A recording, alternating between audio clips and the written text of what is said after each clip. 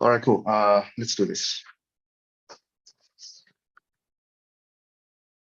So one thing that I really want to get to the bottom of it today, David, is translate that formula to something that's more concrete in terms of what are the state variables and what are the input to the underlying sure. machineries. Yeah. Okay. So yeah, the formula's on the Discord. Yeah. Okay.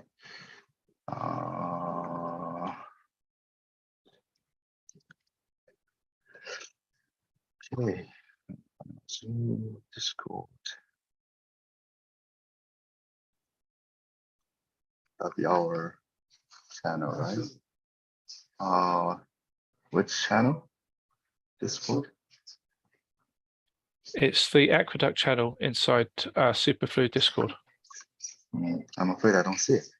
The message. Maybe I should refresh my browser tab.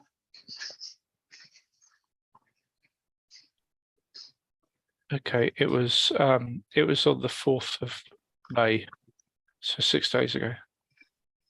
Yeah. Okay. That's what you meant. Okay, got it. All right, let's do that.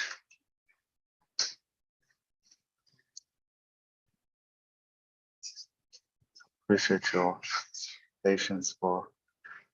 Let's do it together.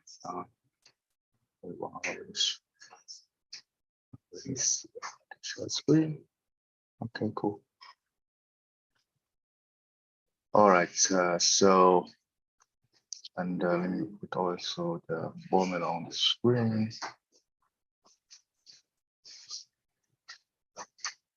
So one.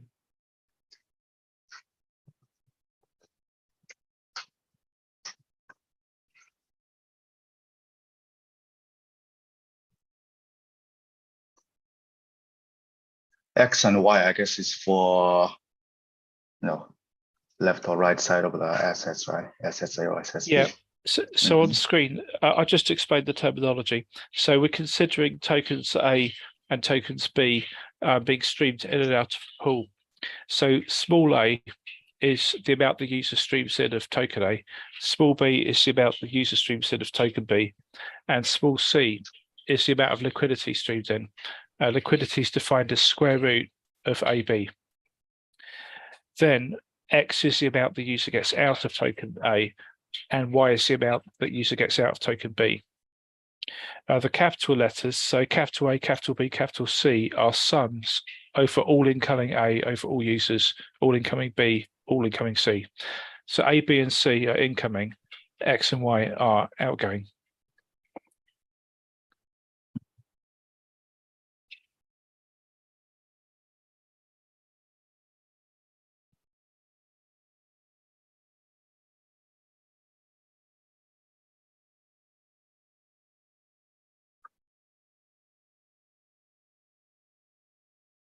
If you would give us some short description, what are each term? Yes, certainly. Yeah. So from top left going to the right, so that the one with the B's there, that is it's the amount of token A the user gets out due to streaming in token B. That's what that represents.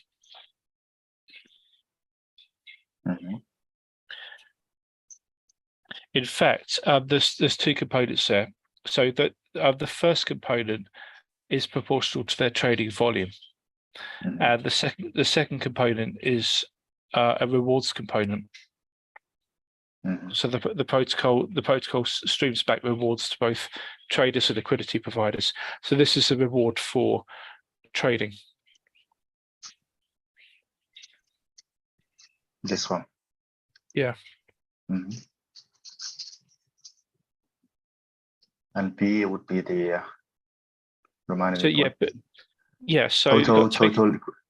Yeah, it's a total amount being streamed in of token B across all users. All users.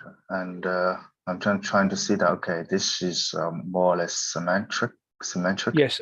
Right? The equations are symmetric. the symmetric in token A, token B. Yeah. What is C again? Remind me. So C is the total amount of liquidity being streamed in, and a user's liquidity value is defined as square root of AB. So square root of A times B. Okay. Okay. So that'll be. It's actually not. So it's the sum of the square roots of little a, little b. Little It's, a, little b. Yeah, so basically the sum of the square roots is not the same as the square root of the sums. They're two different things. What is a little a, little b again?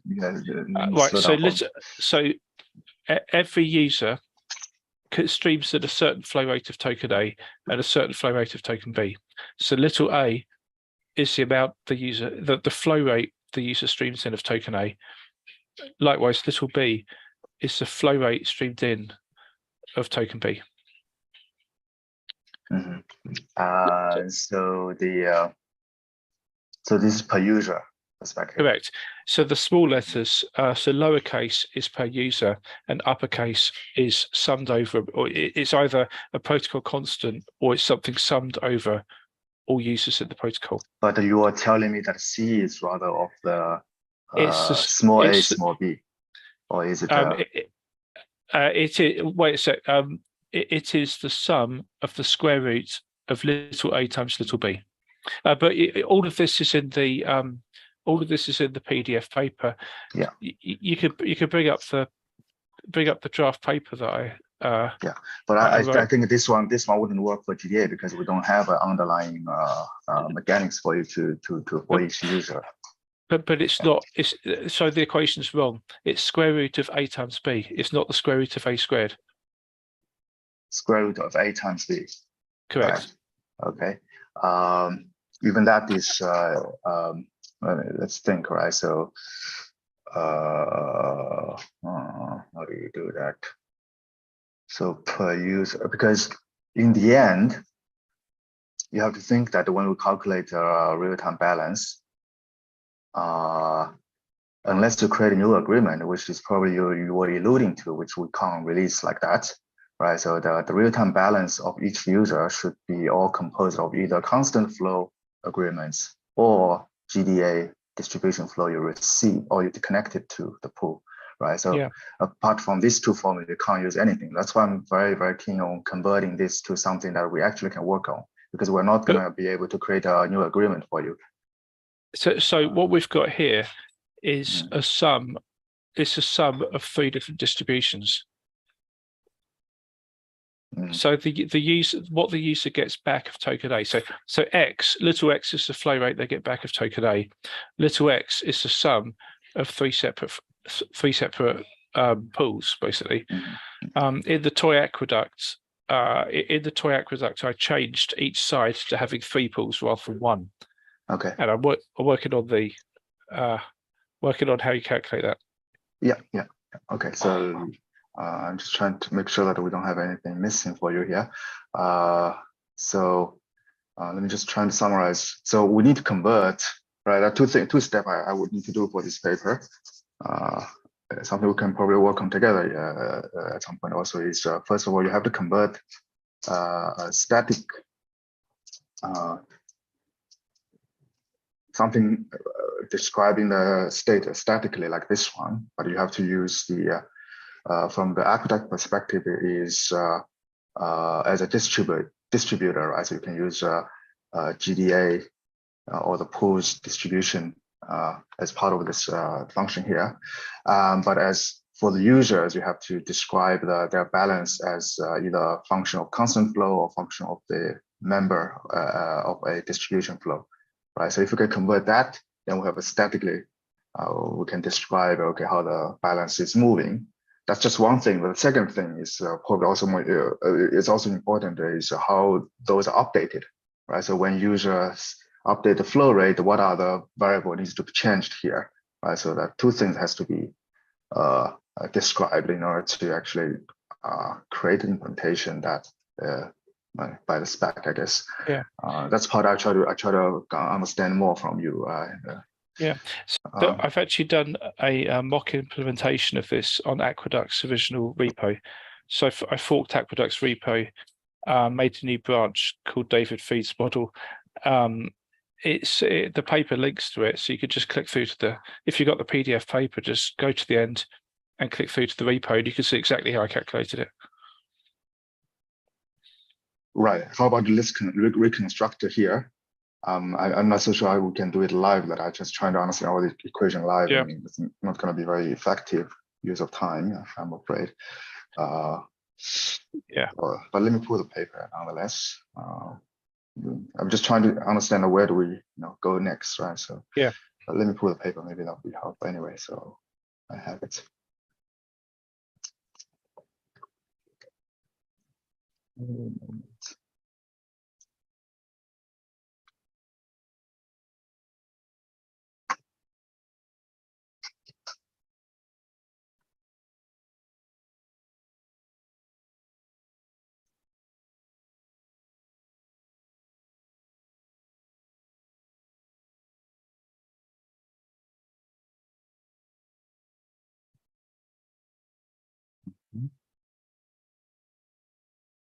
The rate, okay, so you have this, let me put it here.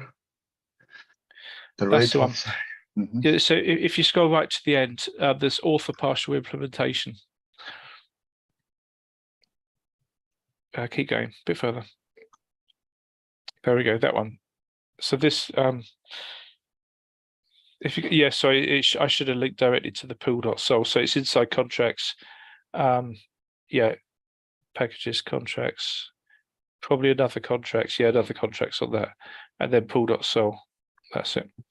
So here I've got all the calculations in Solidity. It's the same calculations. Mm-hmm. Wait a minute.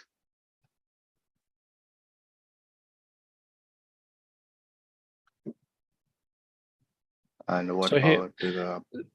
Yeah, so there are two main things here. The first one is calling the real-time balances, and the second one is updating the state when any user changes their incoming flow rate. So this does both. Yeah. Get pool cumulative.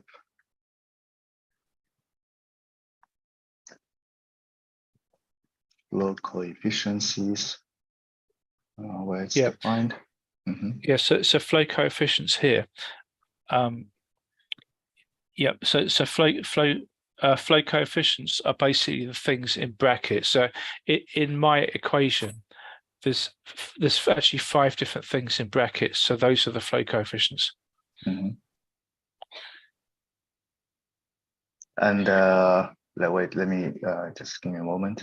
So in the flow coefficients, and when you calculate the real-time balances, so this is a function that used by the other function, right? Yes. By this function, yeah. So you calculate dynamic balance 0 and dynamic balance 1, and you check which token we're talking about, and you extract one of them. Okay. Yeah. Understand.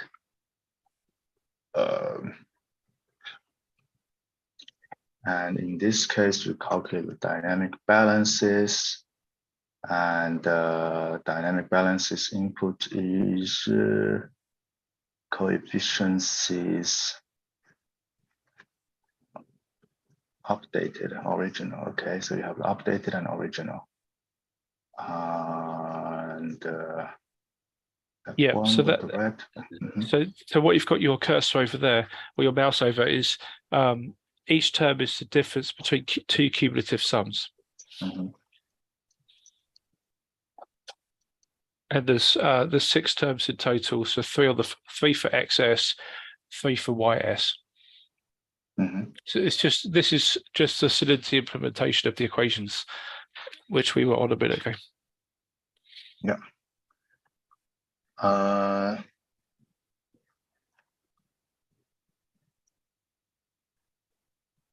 Sorry, it wasn't quite that one. It was the simplified one without the extra constant on the bottom.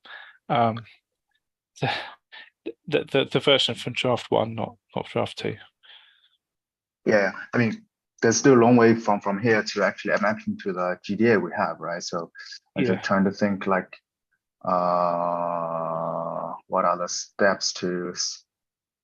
Yeah, I mean, in the toy aqueduct pool, it had Mhm. two sides. Each side had one pool, but I'm working on a fork of that where each side has got three pools. Yeah. That's what needs to be done. I know. Um, I'm trying to understand what's the essence of this one, right? So this one is kind of your implement the GDA.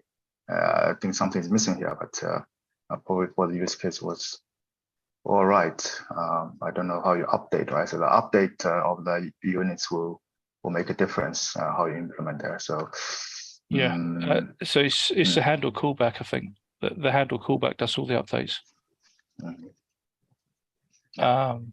Yeah.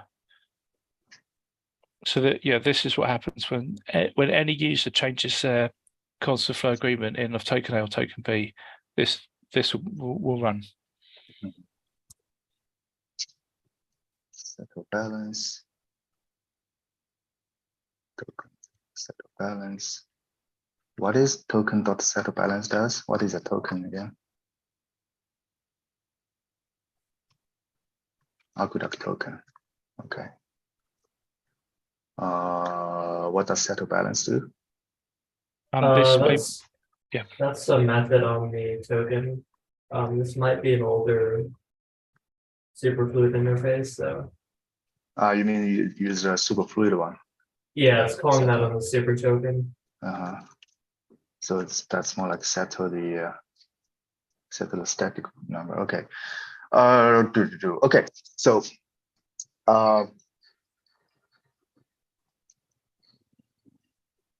yeah, the task is still the same. We have to figure out how to map this to the GDA. The GDA. Yeah, I'm going to give this a bit of time. Yeah, but no, let's it's fine. I mean, I'm trying to. We have some time here, right? So let's do some of the lifting there to see if we can give you some help there. Right. So let's say the GDA. Let's call it what function? The GDA distribution function would be indexed by a let's say index. The pool. The name of the pool. Let's say. Let's try to define this function if you follow me. So H function would be a from each user perspective, number of units it has, number of total units the pool has, and what else? Total flow rate, I guess.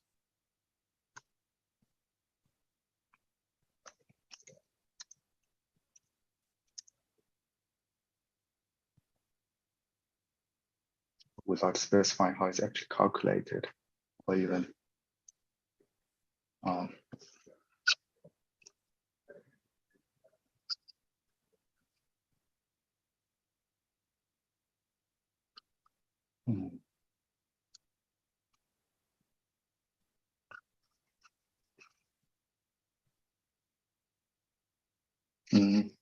Again, this function is more per user, right? How much balance they have, right? I'm just trying to understand. So this is calculating the outgoing flow rates from the pool to the user. Per user, right? Yeah. There is another equation later in the paper that says the total amount accumulated over a period of time, which is in terms of cumulative pool values. Per user flow rate.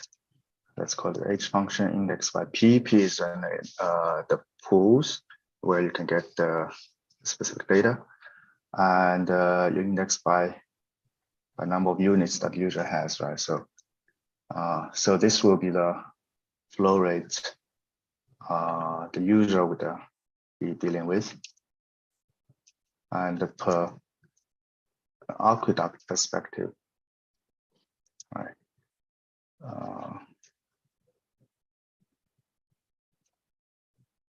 No, it doesn't work. No, two of them has to.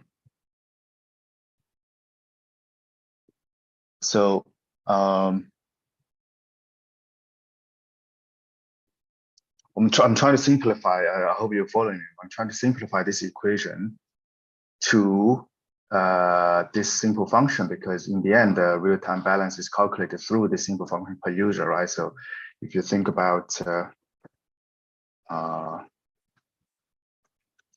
per user real-time balance, it is two components. One is the balance from the CFA itself, and the other is balance from all the pools. I'm not gonna calculate a real-time balance, let's say just per user flow rates. All right, that would be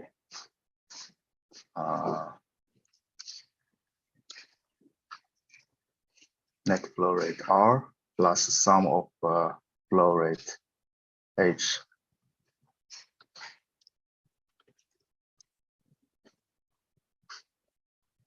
Per unit per pool, more like this.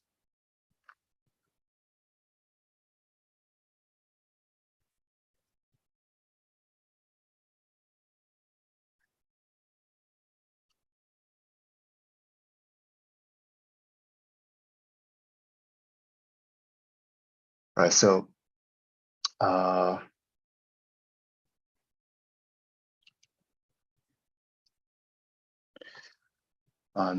so what I want to come to an understanding at some point is to understand how do you convert some of the term to this H function per pool.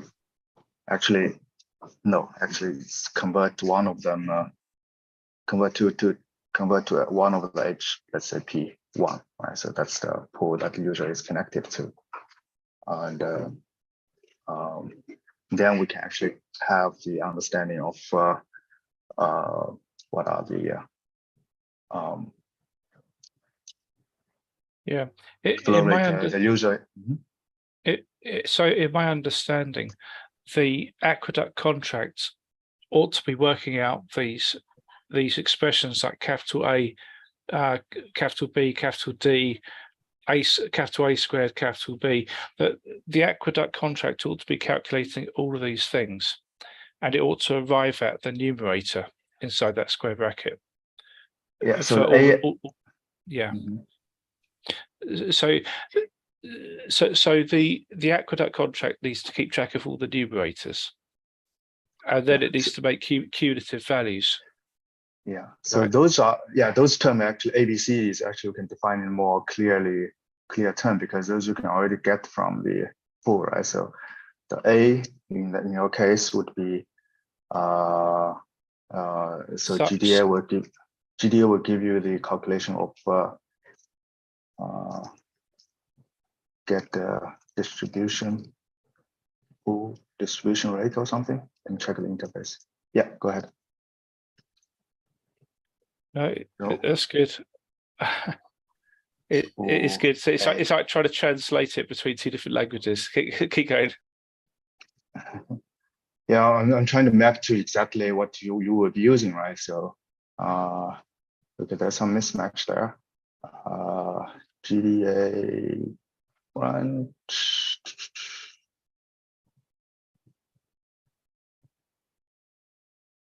Agreements, right? Interfaces agreements, general distribution agreement.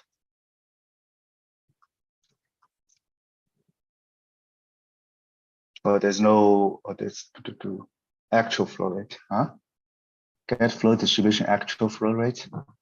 That's estimation, right? So, Vincent, there's no function yet, right? Get distribution flow rate. Sorry. I'm gonna go not interface, but actual implementation.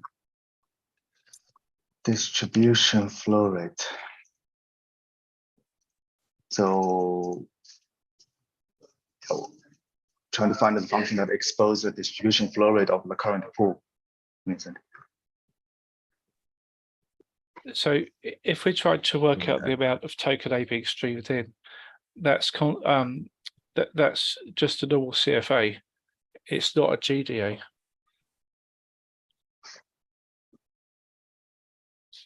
It's just get flow Yes. rate.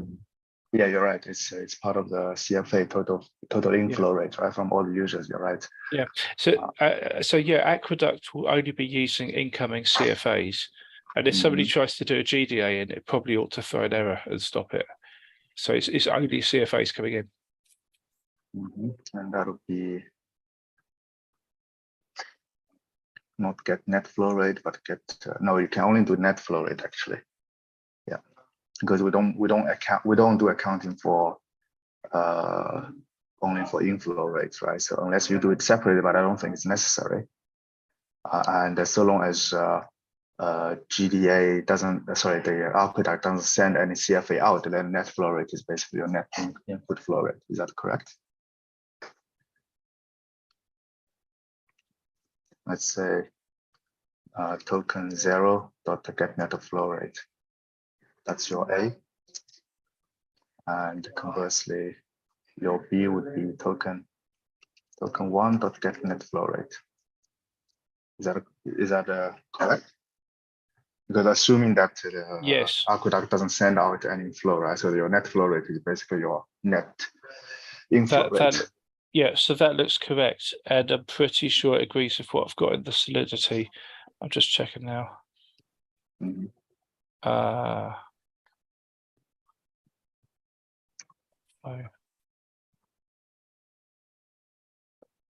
Yeah, so I've got get flow instead of get net flow in my code, but yeah, it's the same thing. Get flow. No, Yeah, get flow is per flow, right? Net flow would be aggregated. Get flow would be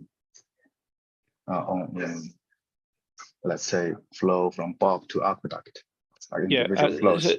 So in my code it reads CFA dot get flow bracket token 0 comma user comma address this. Yeah, that's the one. Yeah, that's a small a, right? So you want the big A. Big A is net flow. I'm actually calculating big A from diffs. So every time a user updates their incoming flow rate, I do a diff to get the big A. And that should be somewhere else in the code.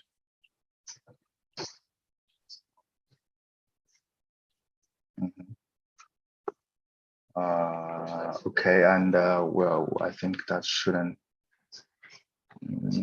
I don't see that. All right. So first of all, I don't think it's necessary because the net flow is already accounted in the CFA. All right. So it will give you an aggregated value as opposed to you have to do another account for it. So if you do net flow, it's basically the sum of all the, and also including the update of the changes. So I think that okay, sure. Yeah, that should work. Okay, well, maybe I could have worked out big A and big B more efficiently then, but I just did them through diffs. Every time somebody updates their flow rate in, I did a diff. Yeah. I think right, user press.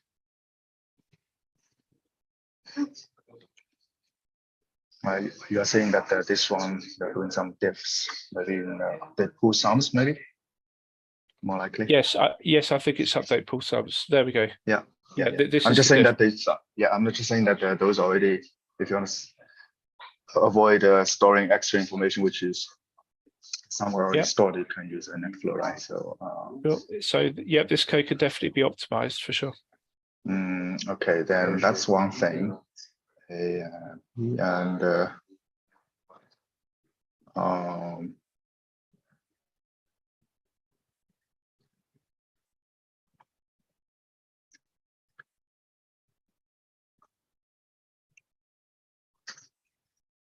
bear with me. I'm just trying to figure out how do I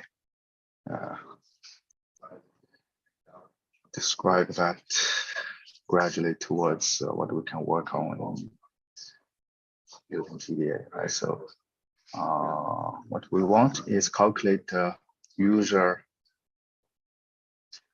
All right, so that's kind of the function of the Aqueduct is answer this simple question like what are the users receive, I mean, well, user is generic term. In this female model, how many different roles we have? Because in the toy model, there's only one role, which is the market taker. There's no, because there's no fee model, right? There's no discrimination against one or the other. They are all the same. There's no differences, right? If your intention is to be a trader versus being a liquidity provider, there's no difference in that. In toy model, the current toy model is super simplified model, right? So in this model, is there differences? I mean, this formula doesn't tell me that there's any difference. I want to understand that. There's only one role, which is a user who streams in a rate of token A, streams in a rate of token B. That's it. So if they stream in both A and B, we could consider them to be an LP. If they stream in either A or B, they could be called a trader. But really, there's a continuum between trading and liquidity providing. And this model doesn't say they've got to be one or the other. They are basically both. So even if their flow rate is 0, they could be like an LP with 0 on one side, which is really a trader. So okay, that's good. I don't know if it's the most optimal, but at least it's easier to do, because then you don't have to think about okay, how can this person to be designated as a taker versus liquidity provider, right? Yeah, I mean the equations up on screen on the right, they are the continuum between traders and liquidity providers. The equations are taking care of all of that, and they are calculating a sliding scale of fees or rewards depending on how close a user is to the pool rate. Okay, so there is some sort of but how would you say that what would you say that what makes the kind of transition from one phase to the other? What factor may determine the significance of one role versus the other? Yeah. Internally? So what's actually happening here is it's like an inverted parabola. So on the left and on the right, there's a slight negative. So there's a slight net fee, but in the middle, towards the center, towards the pool rate, you get a positive value. So it's a parabola that's positive in the middle, negative on the outsides, and it interpolates smoothly, quadratically between the two. Okay. So that means, well, the central question still, and answer this. What should be the flow rate of the? Yeah. So the flow rate, the flow rate is the sum of 3 separate components.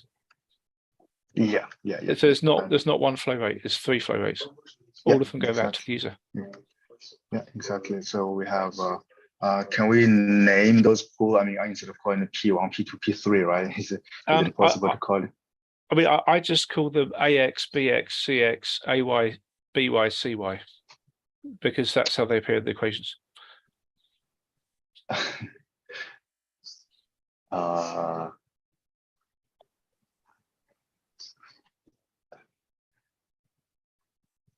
So AX, BX, CX, and AY, BY, CY. Okay. So 6 components, and you can subscript them AX, BX, CX, etc.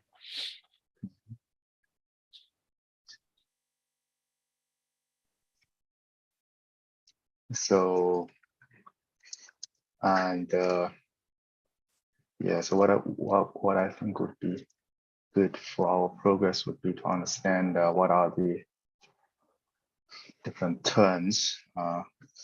Let's call it. I'm trying to decompose this big formula. Right? If you follow me. How do I call that? Maybe call it G. All right.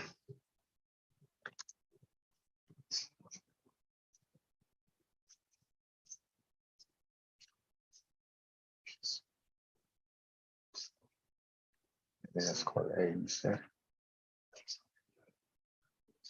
So H is a function from the GDA. So you would just give GDA input what is the U, right? The number of units for the user, and that will work out how it's calculated internally, and you update the units from more dynamic person. Yeah. So here in these equations, the number of user units is their flow rate. It's the All same of them. thing. It's all Yeah. of them. So we're using the user's flow rate as the units, and then the protocol units is the sum of the user units. Are you talking about this in mu here or? No, I'm not. It's the small a, small b, small c. Those are the user's units. So the Yeah, flow but- rate of the user is Mhm. yeah. So the user's units are the rate they stream in A, the rate they stream in B, and the rate they stream in liquidity. Those are the units. And the equal to A is Yeah. rate. So I mean, there is a formula for doing an efficient square root. So the units of liquidity are efficient square root of the solidity of AB. That's it. Mhm. But again, Yeah, so units and user flow rates are the same thing in this model.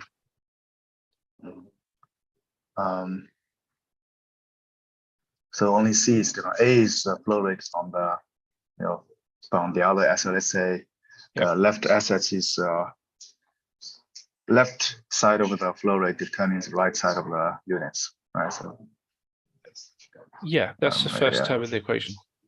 yeah, and the C would be how to the static one can be misleading if we don't think through like how the units of is updated over time, right? So let's say as usual, I update flow rates from left side, so SSA update flow rate, then the B should change, right? So my understanding, B should change. It's not B. If you update A, B, or C, then X and Y going out change. Yeah, but the units also need to be updated, right? Let's say I change a flow rate, right? The units of one of those pools has, or two of those pools, we have three pools, A, B, and C for each. Yeah, correct. Yeah. So if A changes, then both units A and C change. If flow rate B changes, then units B and C change, but A stays the same. I understand. I'm just asking let's synchronize a little bit terminology. So this is the left side, or you call it X, right? This is Y. You have three pools, A and B and C, right? Yeah. And let's say I'm the user. I'm sending a CFA of SSX, and the flow rate changes delta R, or input R, and that changes. Am I understanding correctly? Like the pool units of the A from the Y is changing, but also C is the square root of A and B, right? Correct. So if you change one of your flow rates, then 4 out of 6 will update. 4 out of 6 units will update. Yeah. Correct. So what's actually changed is that the member, which is Bob, the units of Bob for YA and YC. YA means a pool of YA, YB, YC. If like actually, better will, right? So you have XA, XB, and XC, right? So those are the pools, and units changes in YA. Consequently, the units in YC also changes because it is a square root of AB. Correct. In fact, maybe you should call it U underscore A, U underscore B. I'm trying to find the. To be honest, can't we just say that the flow rate in way? So if I'm streaming, I don't know, $10 a month, that's going to be, I don't very roughly, let's say 1 Gwei per second. So it's 10 to the 9 Wei. That 10 to the 9, that's A. B could be 0, and then C will be 10 to the 9 as well. So is there any problem with just saying that flow rate per second of the token is the same as the unit? Is that going to be a problem?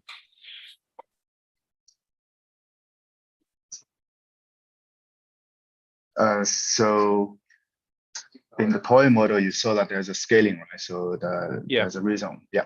So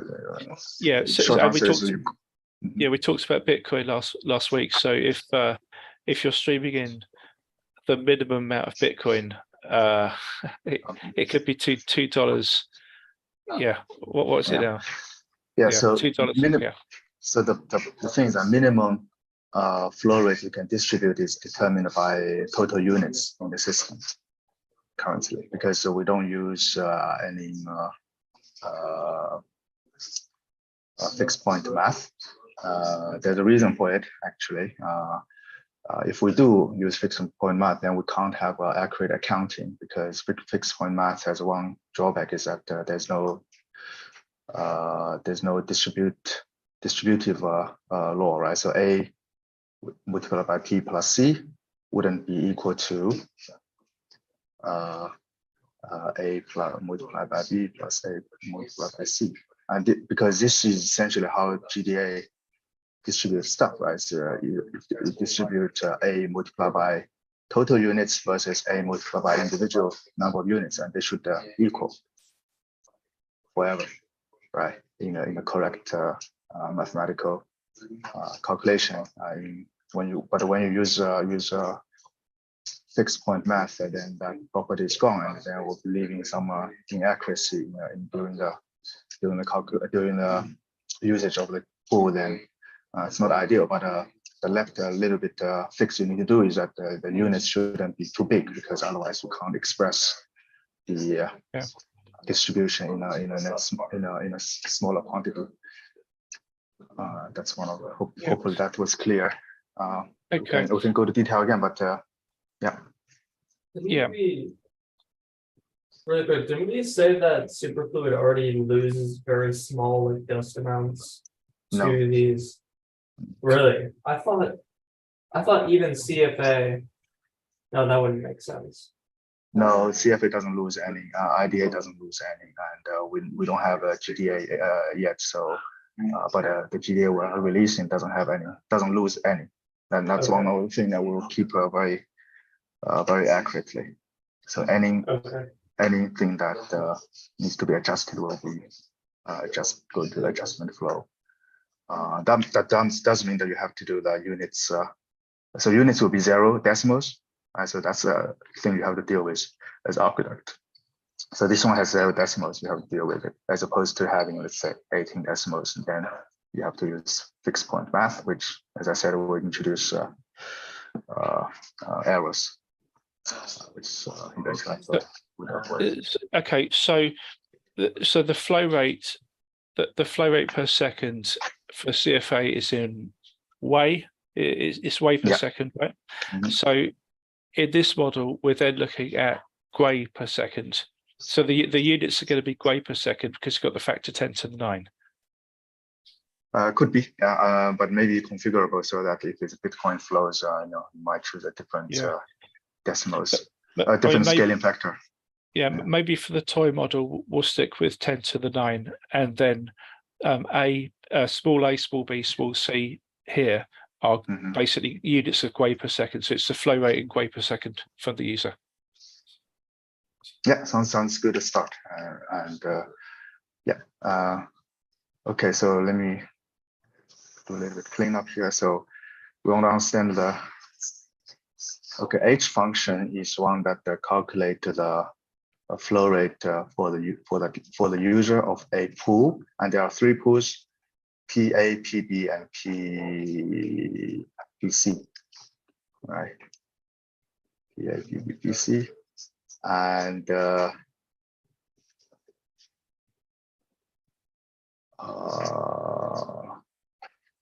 you don't even have terms, because user would only get flow rate from the 3 different pools, and units for the user. Okay, that's where you play with, right? So let's say units for the A. You call it X actually. Okay.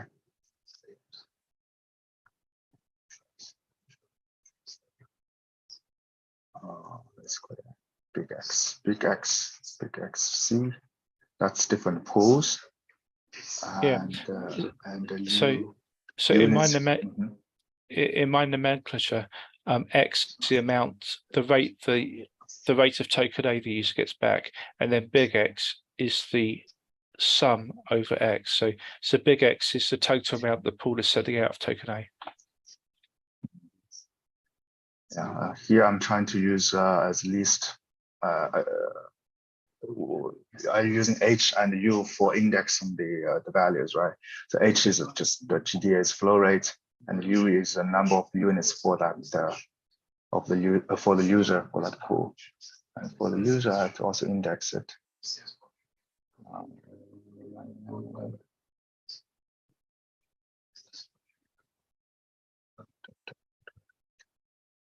Maybe call the U function rather.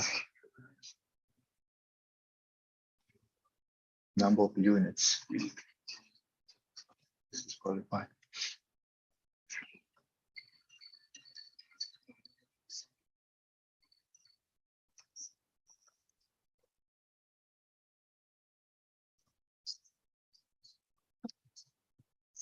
Okay. Yeah.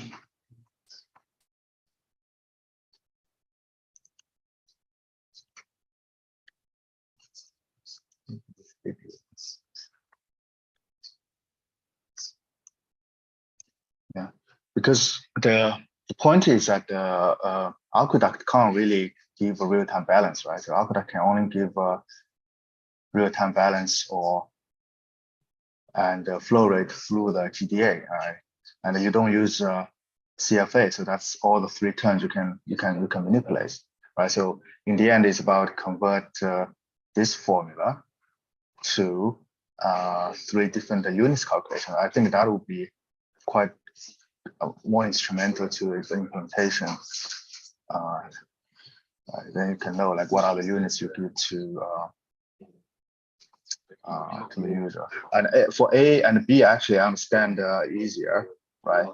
So the total units of A or total units of B is simply the total flow rate from the other side of assets with a scaling factor, right? So if the total flow rate is 100 ETH per second, then you downscale with a 1 to the 10 to the power of 9. That's units, right? That part I understand. I'm just trying to think like how can we even think about the total units for the C, the pool C, the third pool. All right, so but surely it's just the same mental model of that.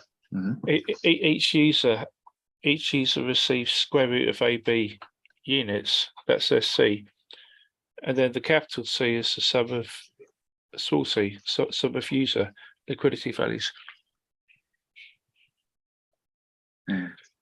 But I mean, the first thing the pool does when there's a change is it works out the new A, the new small a, new small b, new small c, and then it calculates everything else after that.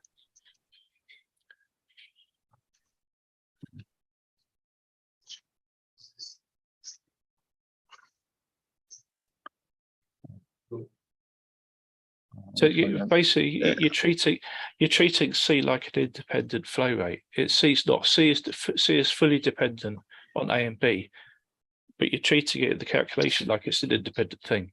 Yeah, well, the units is not independent, right? If you change A or change B, you have to change the flow rate of C. Yeah. All right. The units of C. Yeah. Yeah. So that's all inside the aqueduct contract. So the aqueduct contract adjusts when the user changes their flow rate of either token A or token B, that the aqueduct contract changes A, small b, small c, it changes all of them. Then it updates big A, big B, big C. Then it works out all the other pool constants that have changed. Yeah. So yeah. Right. So with what we can provide in the GDA, what you change is I actually forgot the one important term. It changes the total flow rate and change the units per user, right? In a sense, right? User What does R mean in this? So that's what you can control with each pool. You can control the distribution flow rate, right? That's one variable Aqueduct can change, right? So you have 3 pools. You change the distribution flow rate for XA, XB, and XC, right? So you have to change the flow rate. And I'm trying to understand. Are you following? Because in the end you have to use the interface of the what we give this the pool.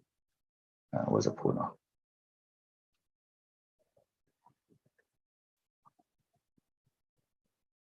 Because you have to you can't have access to real-time balance, right? As an Aqueduct, you can only have access to the pool interface, and you have 3 pools, and this is a variable that you can control. I'm trying to give you the implementation where the pool. Vincent, where did you put the pool? Actually, is in the agreement or is it?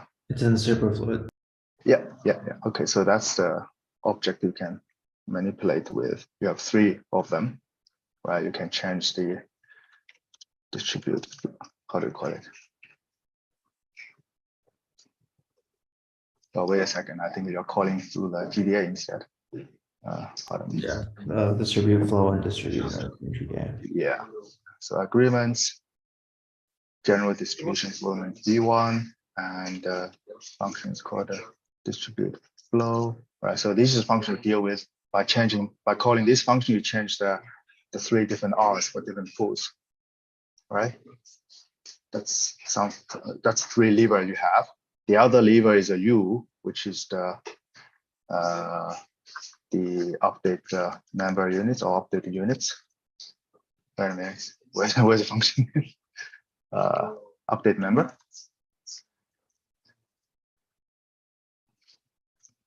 Update member in the pool, right? So there are 2 functions you can play with. So I just wanna kind of synchronize a little bit our mental model in the Aqueduct, what actually you can do, right? 3 levers for this. Yeah, it seems to me that when the user flow rates change, it's going to change both the units of the user and the units of the and the total units of the pool and the flow rates. They're all going to change. It's except the flow rate. Flow rate will change differently, right? So you do 2 separate operations. One is GDA dot distribute flow, and you have to say which pool you're doing it, and then you update the member unit. So you probably will do both in Aqueduct on Aqueduct operation. I think here that the flow rates of the pool change when the users change. So there is an update of all the flow rates when the so users units change, pool total units change, and the pool flow rates change. You can think of it as a rebalancing. So if somebody starts streaming in more token B, it's going to rebalance the flow rates between those 3 components. That's what's happening. Yeah, and I understand that. I'm just trying. Let's synchronize a little bit the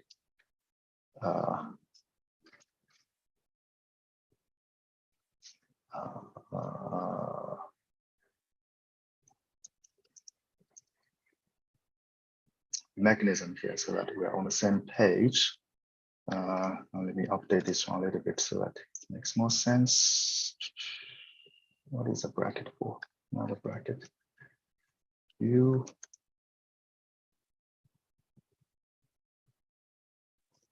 All right, maybe underscore as well. U become a function of 2 inputs.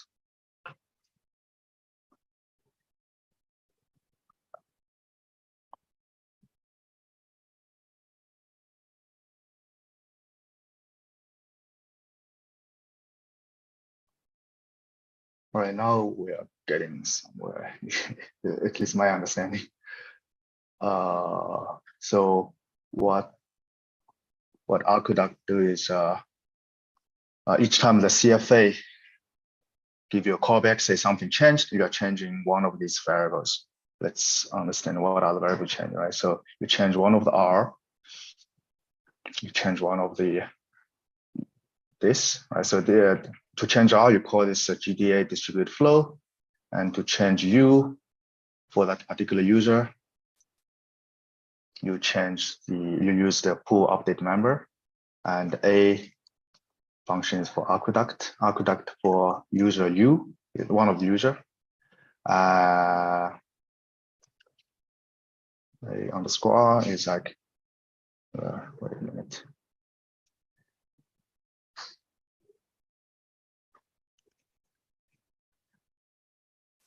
Let's just call it A function. So A function, the input is a user. So you ask the function of A, aqueduct function A, say what's the flow rate of the user U. All right. For each user U, you want to find out what's for each.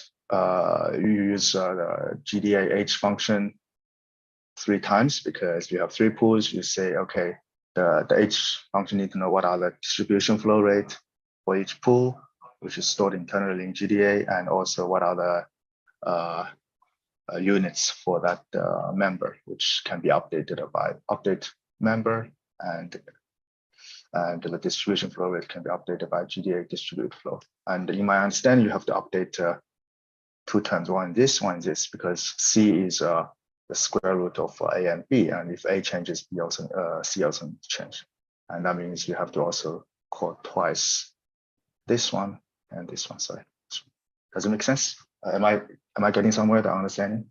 Yeah, except I'd say that when either small a or small b changes, it changes every single term that you've got there, except that small a doesn't change small b doesn't change small a, but everything else is dependent on both of those. If you look inside the brackets, every term depends on either capital A or capital B, right? Inside the brackets, everything will change. There is no independent flow rate. All of the flow rates, all of the stuff in the numerators inside those square brackets depends on user flow rates coming in of either A or B.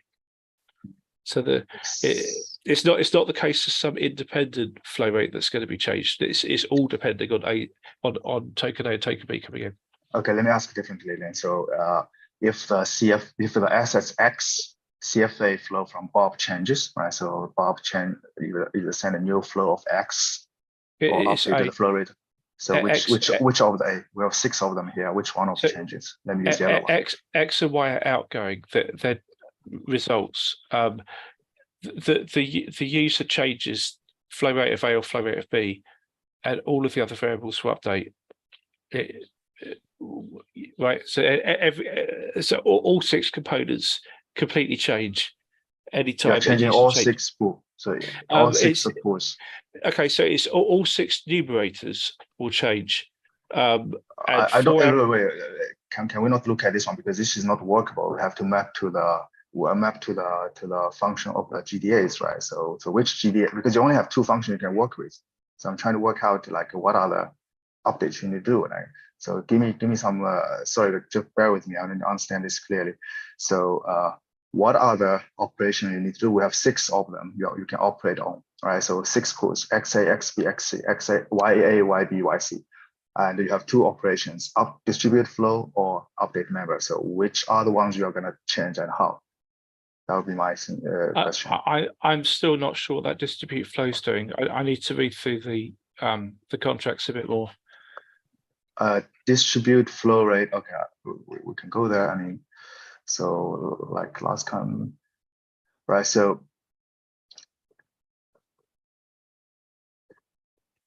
this is to the right side.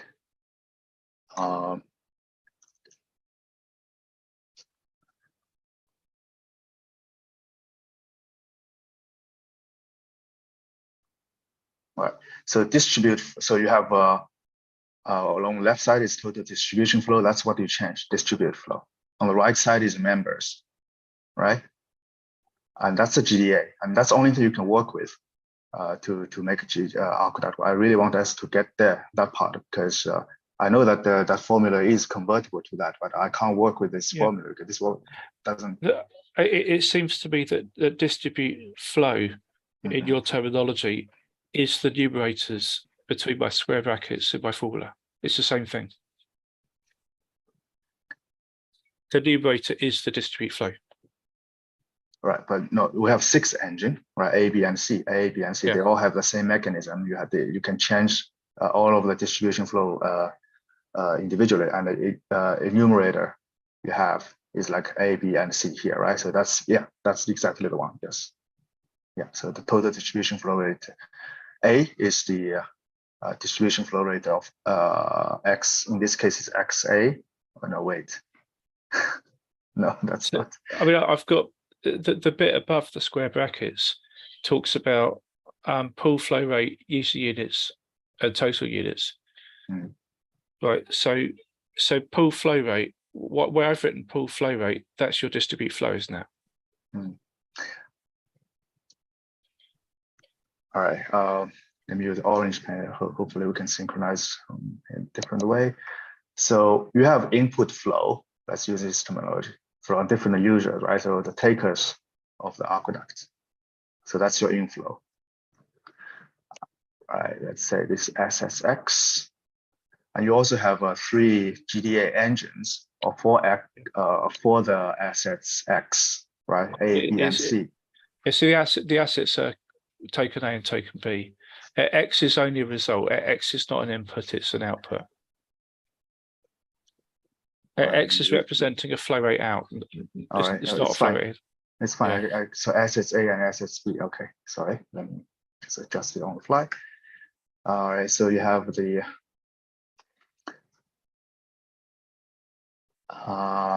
user can have many of them. They send the CFA flow rates to aqueduct. Right, so this is aqueduct. Individually with a different flow rate, but we're only looking at one assets A for now, right? So you have assets. Then you have 3 different pools for assets A. You have A, B, A, C. Is that okay? Yep. Yeah. Okay. Then I use different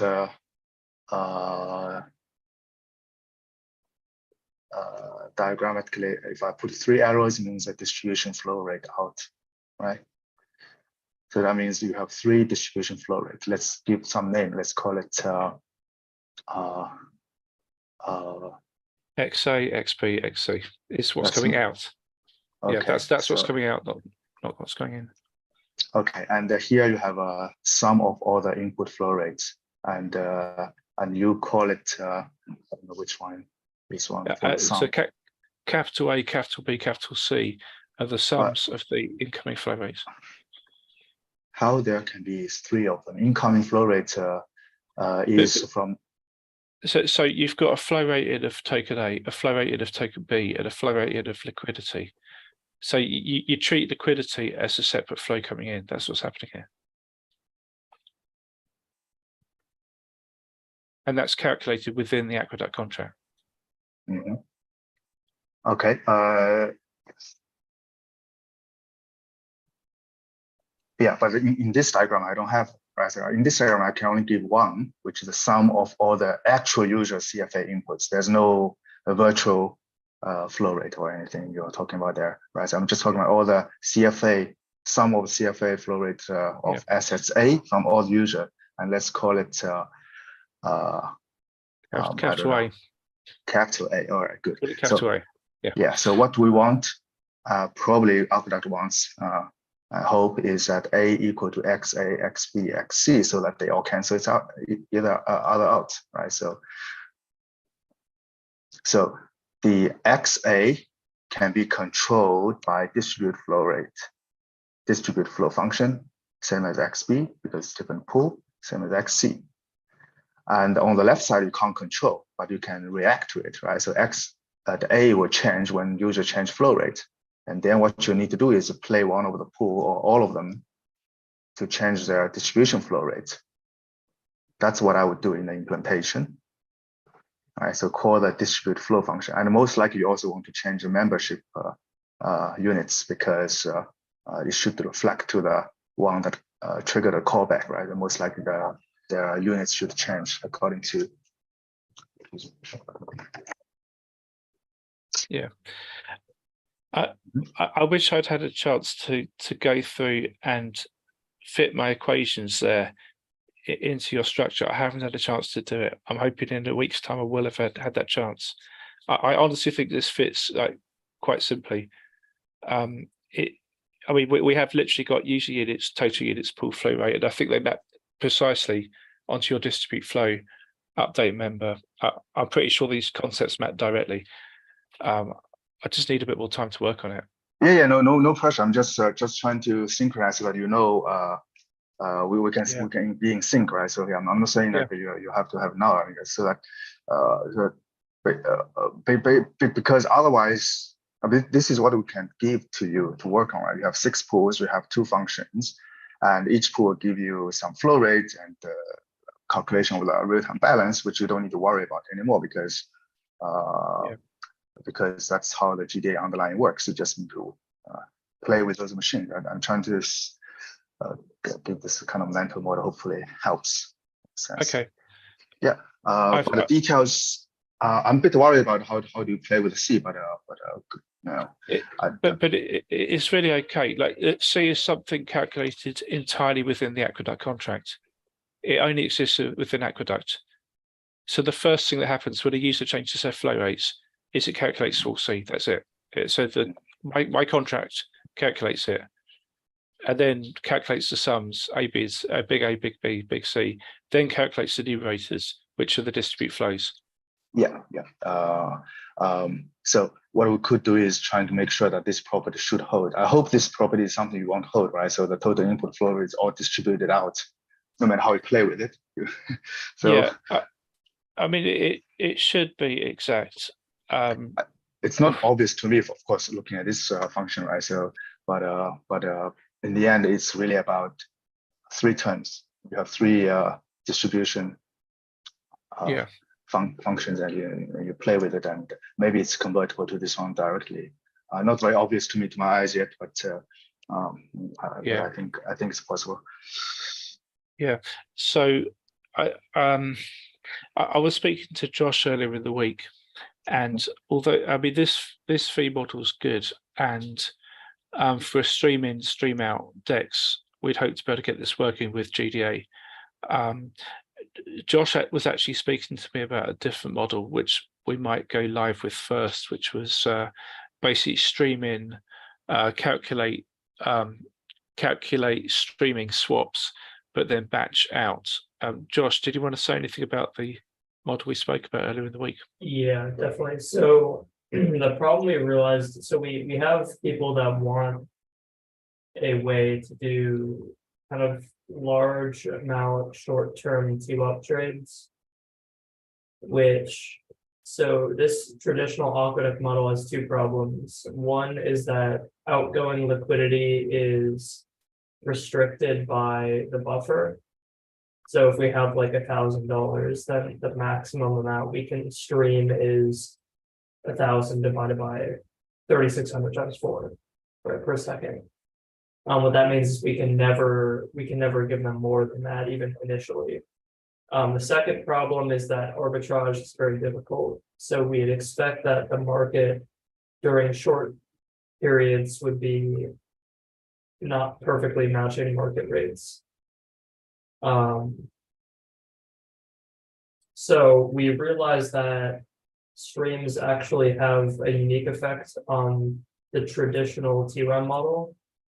So the problem with the TWM is mathematically you have to break time periods of trading into block intervals. So I guess I won't really go into detail on why, but that means that if I want to trade over a few days, an example block interval might be 300. That's set as like a pool constant, a global pool constant. It might be 300, which is about an hour on Ethereum.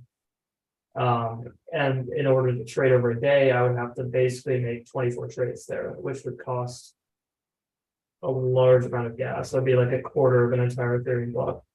What we figured out is that Superfuid streams can be used instead of lump sum deposits. And now we can actually create a TWM with fixed gas costs. So the core here, I have visualization tool for this as well.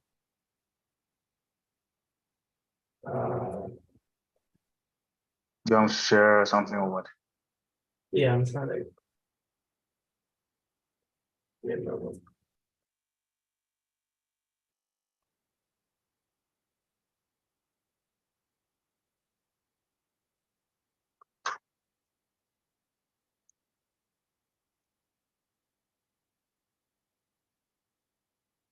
All right, you guys can see it okay?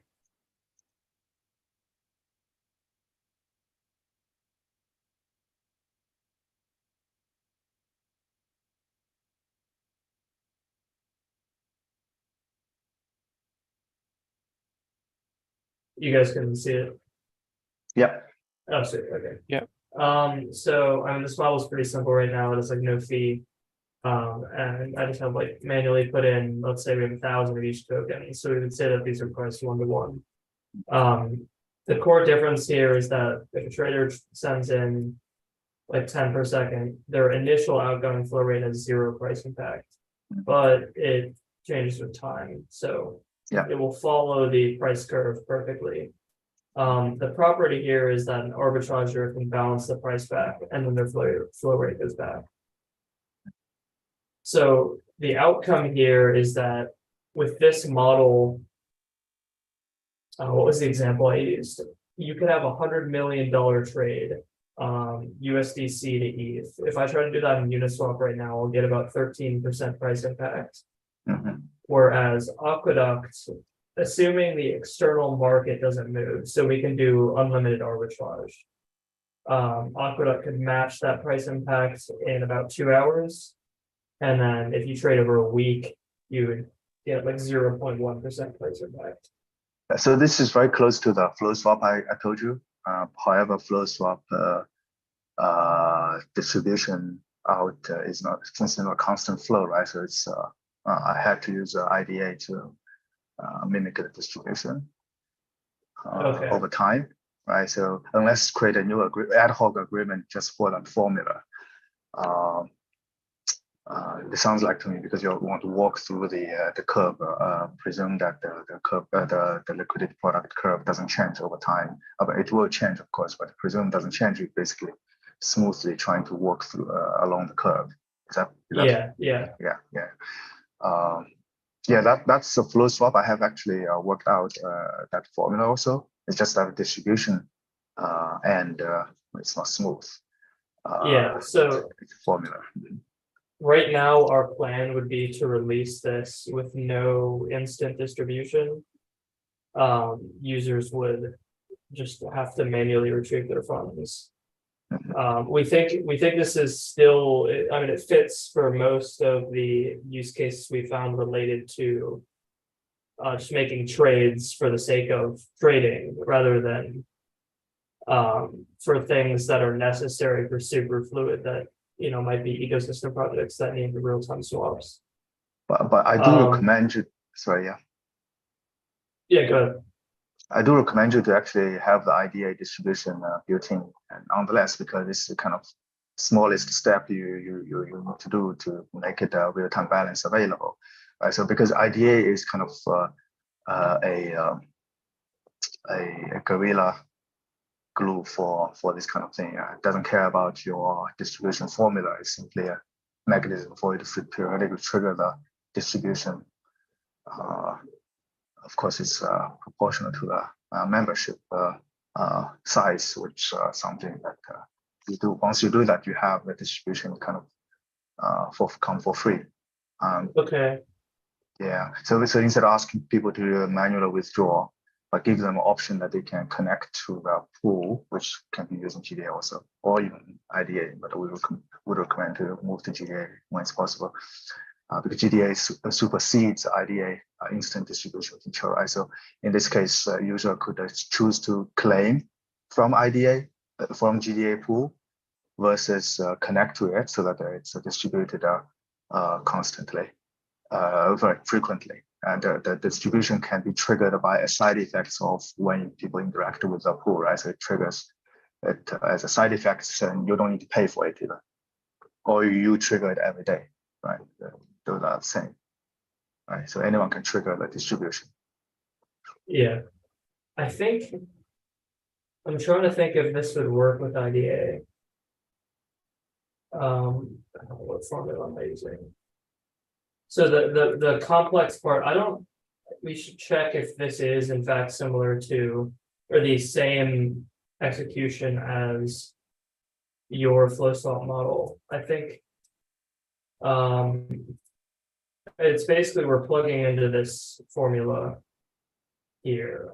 So this is a very clever formula that Paradigm came up with for when we have multiple flow rates in both directions. So of course, if we have a unidirectional flow rate, then we use the constant product formula, except it's just changes with time.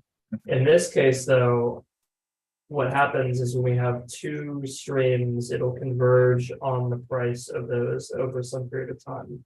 So in this case, 1-to-1, it'll converge on the price of one. Okay, so that's a slightly different formula. Can you show me that again? But Yes. You can just search TWM in Google. This should be like the first thing that comes up. This paper. virtual trade, yeah.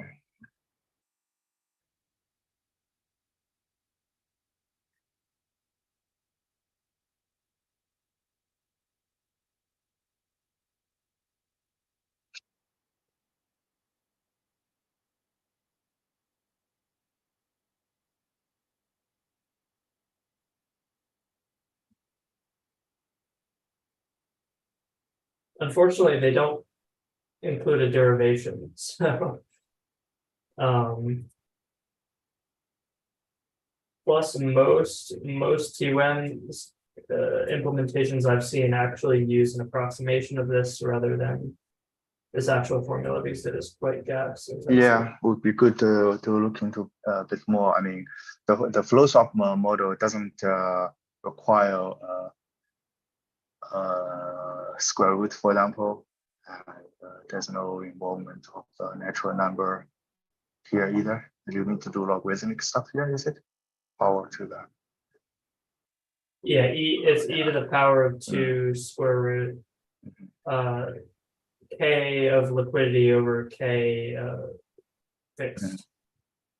Okay. Or k streamed over k fixed. Yeah.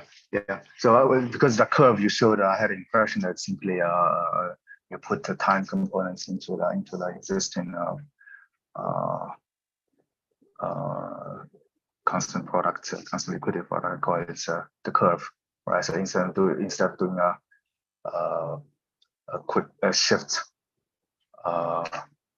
in discrete term, you could smoothly move over that. And I wonder what's the property of this one also. Yeah.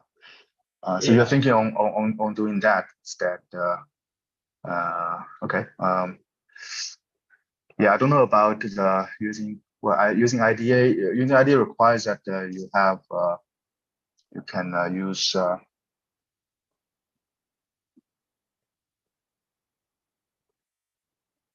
you can but I guess you can, because this formula is calculated per total flow rates, right? You still need to divide by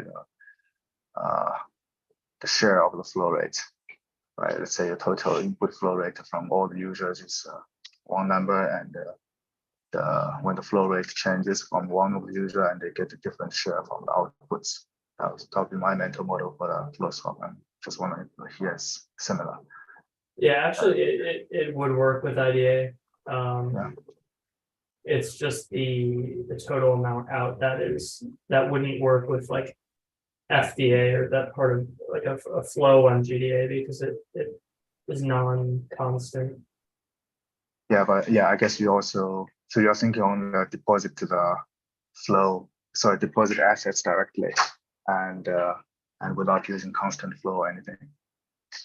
So people will stream in. I guess I should fix this visualization. Arrows should only be going in, and then it will lock the funds until they. I guess they can manually retrieve them, or we would expect just when they cancel their stream, they would get the locked tokens. And that's the same way that these other 2Ms work.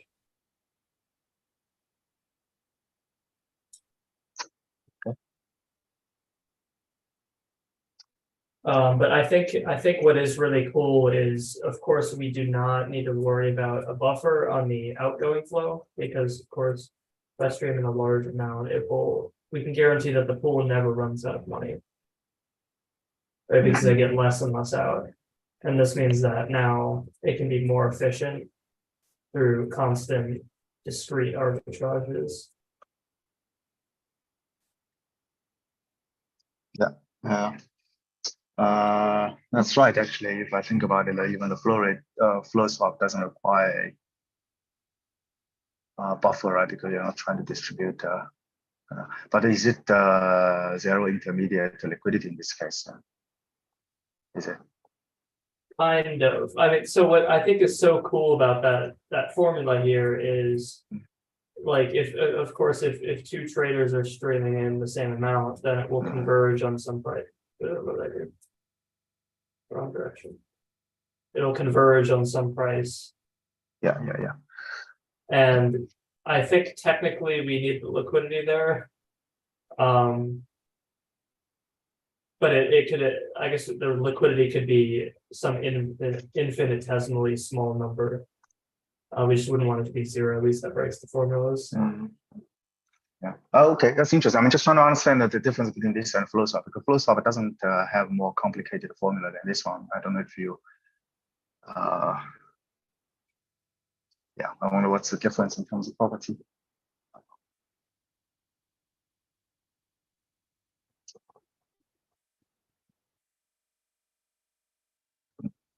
Yeah, I'm not sure. I think. Yeah. Mm-hmm. Yeah, the other benefit I hear is this is very similar to an existing or whatever the underlying ANM structure is. So potentially we could use even like the Uniswap V3 style concentrated liquidity. If that makes sense. And now we don't have to worry about proving the models. It's really just an underlying AMM with a time component. Mm-hmm. But how do you think of plugging? How do you even plug it into it? You have to have a separate scheme. To do what? Oh, sorry to interrupt. Yeah, we have the meeting right now, the interview with Roman. Yeah, okay. All right. Okay. All right. Let's end here then. Yeah. Thanks. All right.